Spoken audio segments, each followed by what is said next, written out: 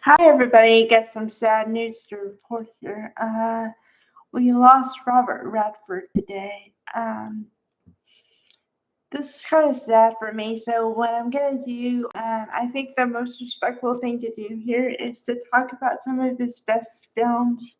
And I think that'll give all the credit he deserves. Although I could never talk about every film he's ever made, we'd be here a long time.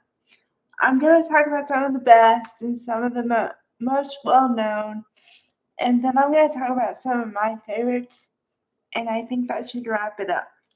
Okay, so um, to begin with, he was born in 1937, so he was 89 years old, um, and he is best known for being an actor, director, producer.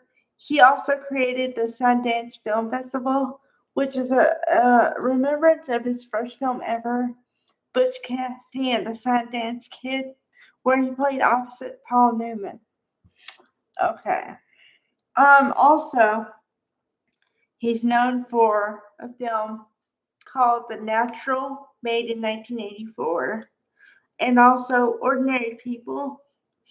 And let's see, what else?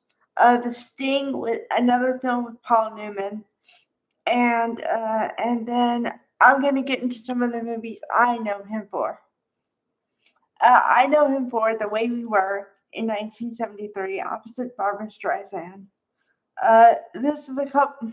This is a movie where a couple, completely different ideals, tries to make it, and if you look on the surface, they didn't, but on the other hand, they did because they learned to appreciate each other's ideals, I believe. Because if you watch the trajectory of the film, you see them, they get married and everything, and they look like they're a great couple. And then they get divorced rather quickly, and then they show them in the future where they're separated, obviously. You know, they have a child, which just kind of happens. I don't think they really planned on having a child, but it happened. And then they still raised a child, they co parent, and he's walking with his girlfriend at the time. And she's walking, she's not with her husband, but you find out later through your conversation, she got remarried to somebody else too. So they both are happy at the end and they respect each other. And I think that's the best you can do. Um, okay. So I like that movie. Um, then in 19, let's see, I'm trying to go in chronological order here a little bit. In 1993, he made a film called Indecent Proposal where he offers money to be with another woman's wife, and the wife is played by Demi Moore, and the husband is upset at first, obviously, and talks to the wife and says, "Why would you do that?" And she said, "I only did it for the money." And then I don't know, the two guys talk to each other, and the only way the husband feels better about it later on, not that he ever, I don't think that, like, well, I think that it's a debate on what would you do for money, obviously. And then can you get over what you did for money? And I come to the ultimate conclusion at the end of the film that the husband will never get over the fact that the wife did that with another man. And like I was saying before, the only thing that makes the husband feel a little bit better is the fact that Robert Redford said, "Okay, I was with your wife, but I want you to know she never looked at me the way she looks at you." So yeah. Okay.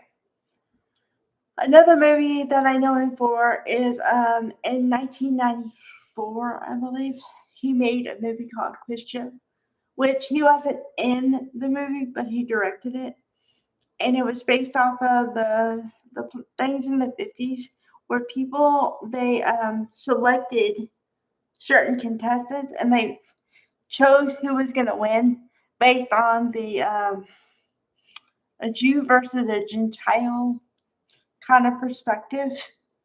And he focused on the fact that it was wrong, obviously. So that's what you get from the film. Because he pairs Tortino or Taro with oh god, Ray Fiennes. You know, the actor Ray Fiennes.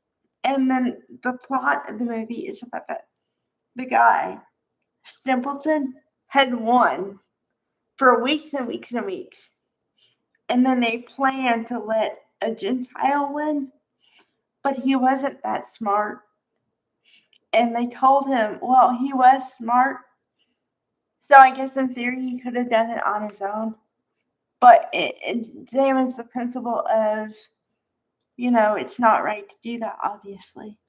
And then the guy who was the winner a lot sued him and, the people, the corporation, because they said that he said he should have won, which he should have. And then his proof was that the producers of the show came to his house and gave him the answers. And of course, that's frowned upon because it's supposed to be a quiz show and you're supposed to know the answers in your head alone. So the fact that they were given the answers is, totally against the rules, obviously. But then it highlights the fact that when they let the guy win, the Gentile, he won and he got a Today Show, a spot on the Today Show, and all this money, and of course the publicity and everything else. And all the other guy was left with was nothing, basically nothing. And they said that, well, you won for so many weeks. What's your problem? Kind of a thing. So then that was a pivotal point for me, because at the time I was also into journalism, and I said, oh, that's wrong. That doesn't seem right. And then I was like, wow, that really happened.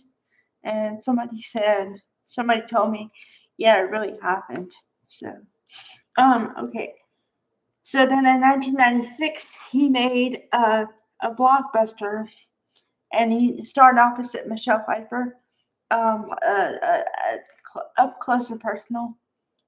And then in 1998, he made The Horse Whisperer, which that's one of my favorites because it stars a new ingenue at the time, Scarlett Johansson, and Kristen Scott Thomas, and he played and he directed the movie too.